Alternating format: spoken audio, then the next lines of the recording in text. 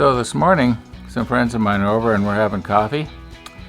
And one of them's brought some nice wood again for me. And got some mahogany, some teak, some cherry, nice piece of walnut again. Yesterday, young fella comes up to me and I guess they've been clearing their yard. And he's got some dogwood, some apple wood here on the bottom. Now this here is called hawthorn. To me, hawthorn was a street here in Winnipeg. I'd never heard of hawthorn wood before. I had to Google it. Sure enough, there's hawthorn. Okay, I've got enough wood now to make pens for a while. However, also this morning, the mailman came. And he brought me something that I should have bought half a year ago. And that is the suspension spring to fix this movement.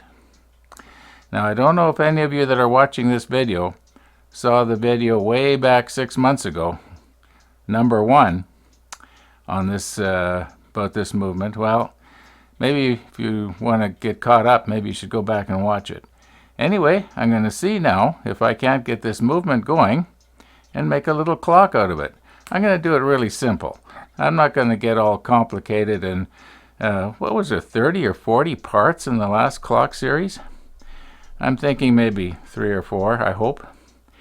Anyway, let's get going and see what we can do with this thing. Now let's pretend that you can go back in time about 100 years. And you'd go into a jewelry store, or maybe say Sears or something like that, and you'd get yourself a good quality mantle clock. In all likelihood, it would have a movement that looks a lot like this. It wasn't until the advent of the electronic quartz movement that these sort of things just went out of style, because the electronic movement is way cheaper to make and way more accurate. So, consequently, you don't see these anymore, which is too bad. I personally like this kind of movement a lot better. You can actually see how it works. Now, as I mentioned, I want to try and keep this simple and easy.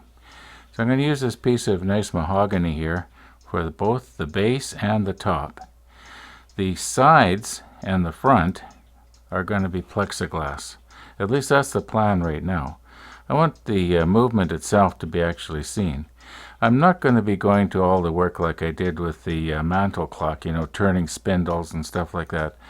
I want to do this as quick and easy as I can.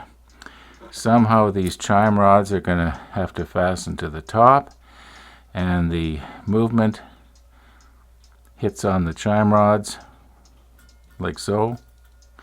Anyway, you'll see as it goes along. This movement is, I wouldn't say it's beat up.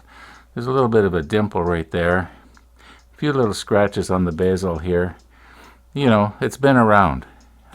However, if I remember right, I only paid $10, or maybe it was free. I can't remember. I can't remember. I know that I got it for practically nothing, so I can't complain.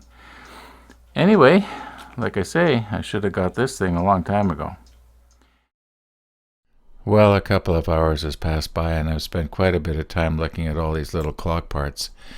And there is just too much wrong with all the visible parts. Like the dial, it's got scratches on it, you probably noticed. And the glass has a scratch on it. The pendulum disc has a little dent in it. The minute hand has a scratch on it. There's just too much wrong with the visible parts.